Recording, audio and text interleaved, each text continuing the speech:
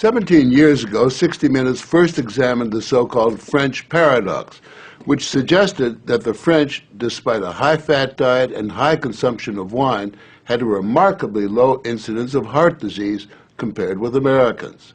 Most researchers agreed that there was something in the wine that offered protection. And a few years later, even the highly cautious federal dietary guidelines say that moderate consumption of red wine can be beneficial. Now, scientists across the country have identified a substance in red wine called Resveratal that they believe might do more than just protect the heart, but could, in very high concentrations, significantly extend life by preventing a number of age-related illnesses. If they're right, we all may soon be taking a pill that could give us an extra decade or two of healthy old age. If the promise holds true, I think this has the chance to change healthcare. Dr. Christoph Westphal says we all may soon be taking a drug that just might beat the clock, a simple pill that could delay the inevitable.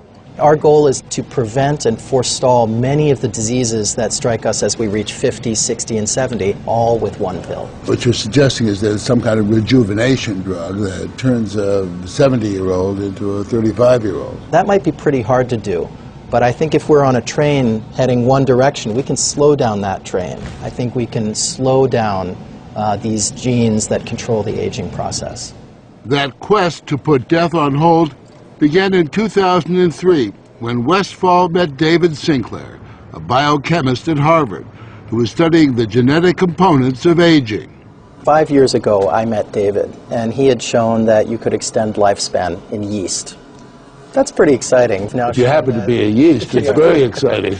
Yeasts are one thing, human beings are more complicated. So Sinclair focused on a gene present in almost all life forms, the sirtuin gene.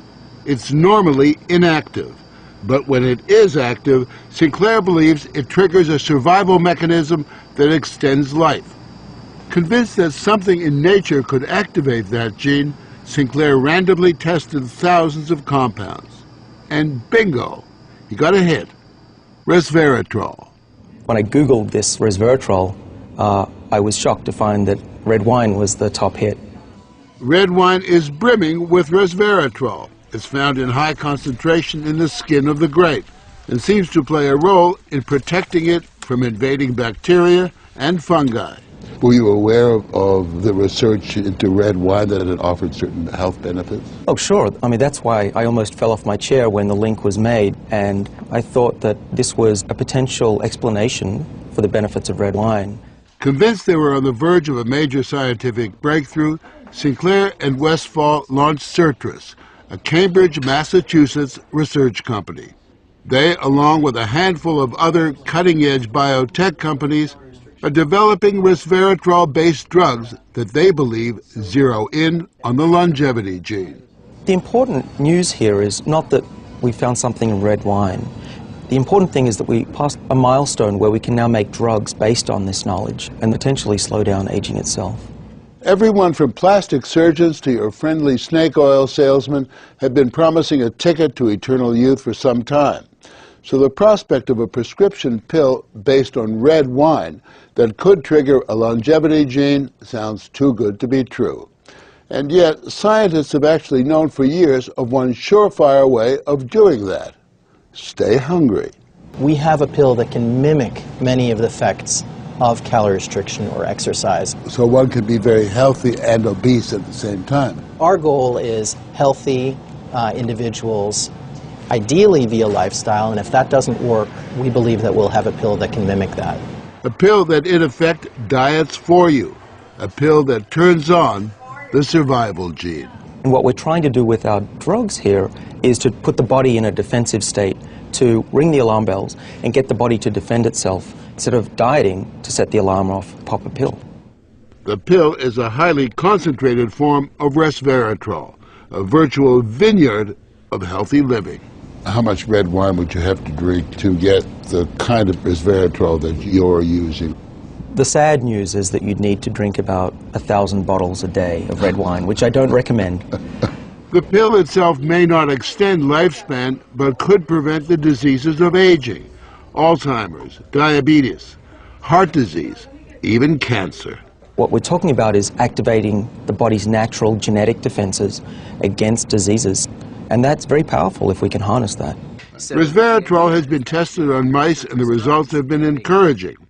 In this test video provided by Certris, both of the mice have been fed a high-fat diet for 12 weeks.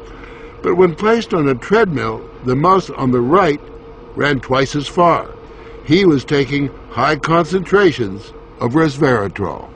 You have fat mice and you have fat mice with resveratrol, and the ones that are on resveratrol, they can run twice as far and they live longer, about 20% longer.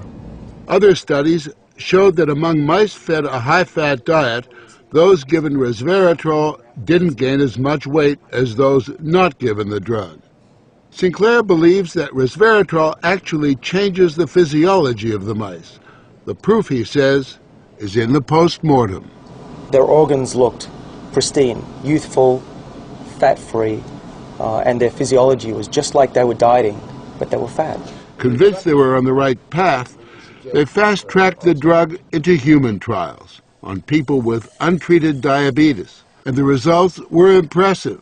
It significantly lowered glucose and insulin levels without the patients changing their diet or taking any other drugs. Originally, our hope was that you'd be able to prevent diseases of aging. What we ended up seeing is actually you could therapeutically intervene in patients who have diseases of aging, and that was unexpected. Yeah, the diabetic patients have high blood sugar and the molecules bring it down. That's treatment, that's not prevention.